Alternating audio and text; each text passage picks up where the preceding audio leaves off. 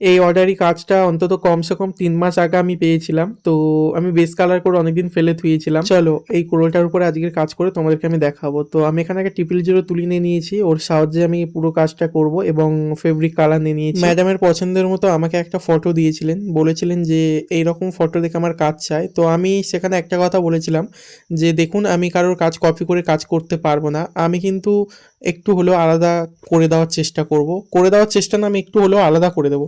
তো উনি বলেছিল ঠিক আছে, আমার কোনো অসুবিধা নেই, যাতে দেখতে ভালো হয় সেরকম কিছু করে দিও। সত্যি কথা বলতে কারোর কাজ কপি করে কাজ করাটা কিন্তু উচিত না।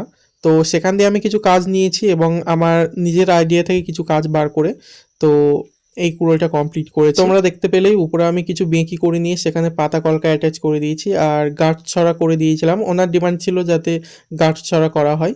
তো সেই মতো আমি গাঁট ছড়াটাও করে নিয়েছি। তারপরে নিচের দিকে একটা ময়ূর কলকা করে নেব। তো ময়ূর কলকা তোমাদের কেমন লাগলো অবশ্যই তোমাদের মতামত কমেন্ট বক্সে জানিয়ে যেও। আর শাড়ির আঁচলের দিকে হালকা করে ডিজাইন করে নিচ্ছি। তো এটা হচ্ছে কি ফাইনাল লুক। কমপ্লিট কাজটা তোমাদের কেমন লাগলো অবশ্যই তোমাদের মতামত কমেন্ট বক্সে জানিয়ে যেও। Love you all, tata by.